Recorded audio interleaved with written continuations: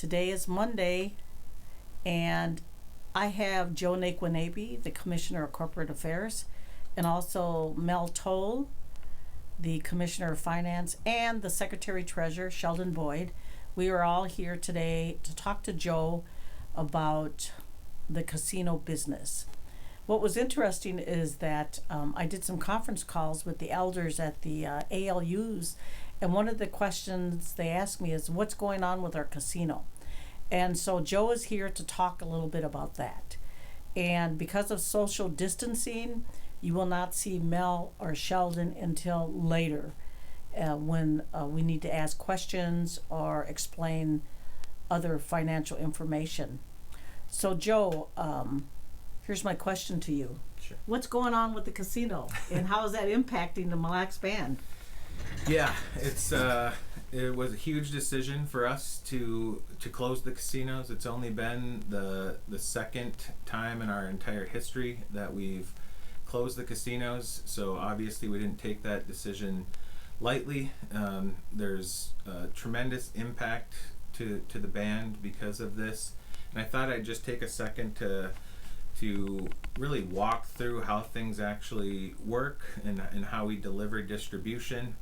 So on this chart behind me, everything we do starts with our associates. So if we have the best associates and we have associates ready to serve guests, we put them on stage, and all of those wonderful associates attract people from all over the Midwest to our properties. We have folks that visit us from Minnesota, from the 5 states that surround us, and also from 2 Canadian provinces, and all of those folks visit us on a weekly basis. And when they come and they eat a meal with us, pay for a hotel room, play one of our table games, play one of our slot machines, that's really what starts the math equation. So that's really where revenue comes into play. All of that revenue, we then subtract out operating costs. So some of the bigger operating costs we have would be our payroll, our marketing, a lot of our cost of goods that kind of help the experience come to life on the Grand Casino floor. And after we subtract out all of those operating costs, we're left with a number called EBITDA. EBITDA stands for earning before interest, taxes, depreciation, and amortization. It's basically a fancy terminology for profit. When we get to that profit line, below that profit, we have other obligations. So we have capital expenditures that we reserve for. Those are used to maintain all of our buildings and all of our structures, and also to invest in long-term technology and equipment that keep the businesses functional over the course of time.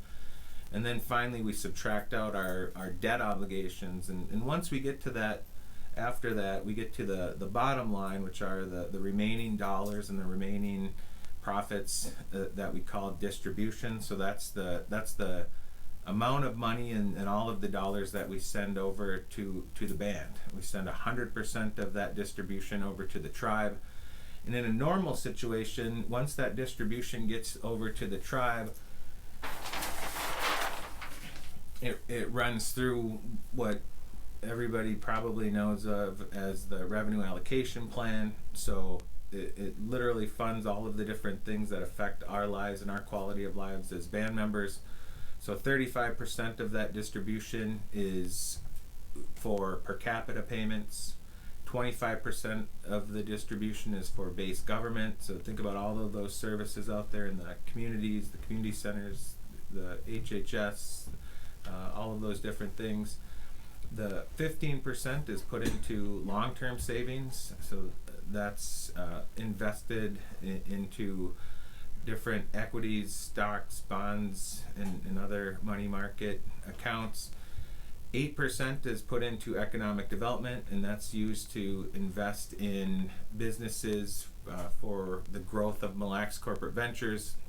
7% is put into permanent initiative, and those are for buildings, infrastructure, so that's roads, sewer, that's for buildings. So think about the community centers, the different structures that the tribe builds.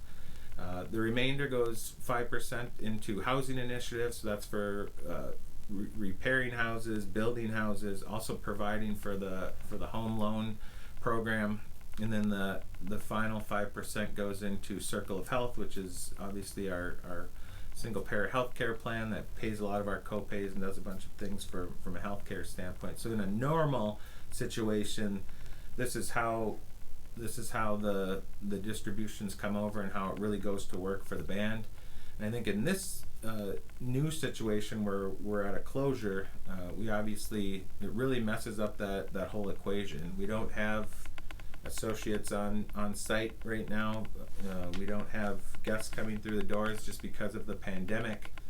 And that really equates to no revenue. So when we don't have revenue, that entire trickle-down effect down that equation really ends up at zero distribution. So there is no distribution coming over from the casino properties right now, and that's why this would happen in a normal occurrence. But today, because there's zero distribution, it kind of throws that whole thing into whack.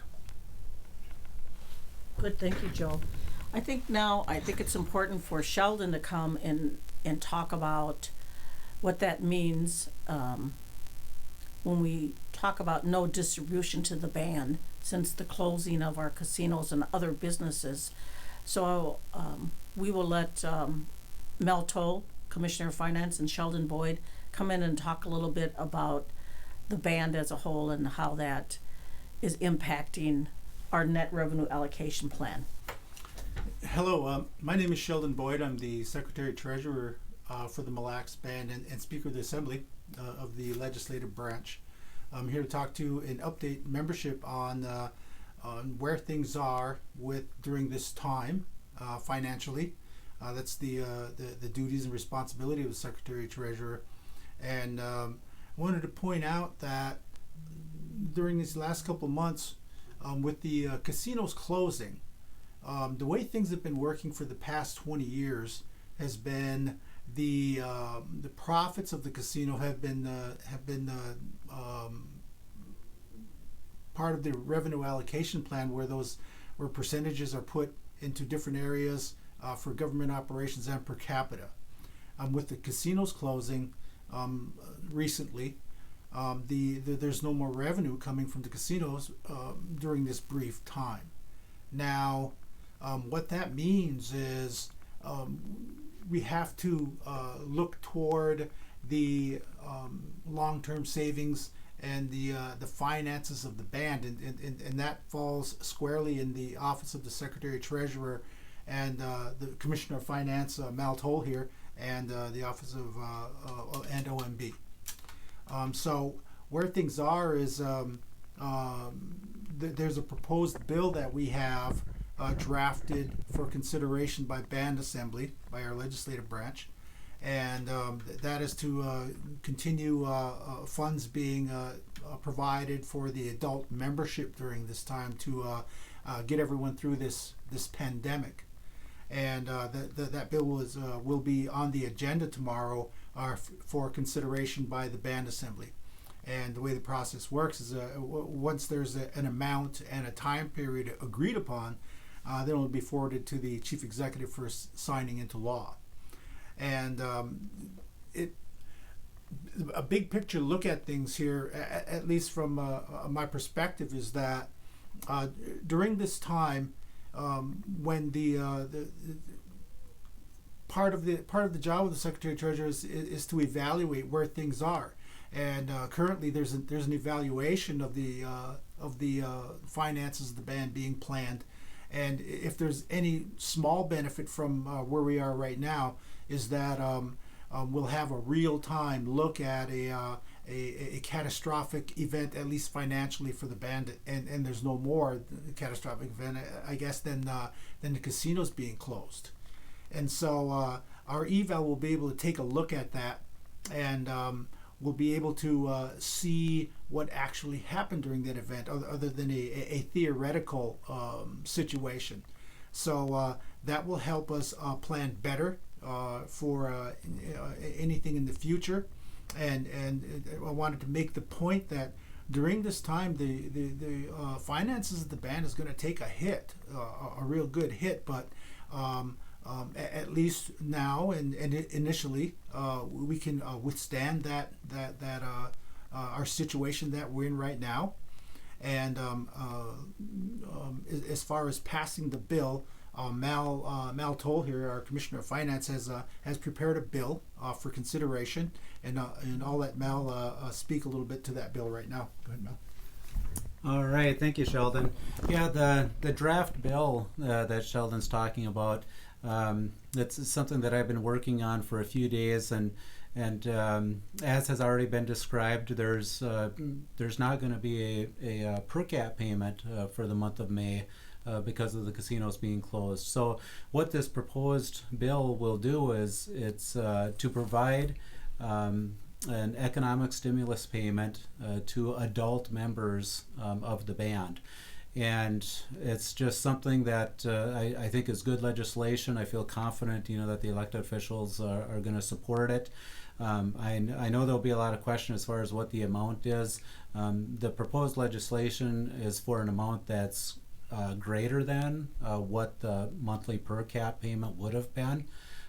So I think it's good legislation, and it'll with its passage, it'll come out to adult band members right about the same time as when the per cap payment would be distributed.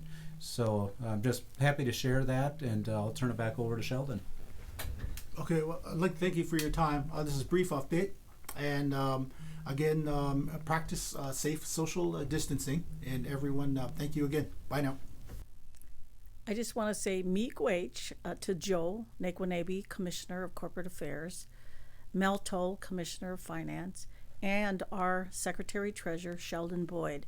Thank you for coming in and providing an update, a needed update for the band members on this topic. And as we go forward, I think that we're going to have a lot more questions that we need to take the time and the opportunity to provide updated information to the band members.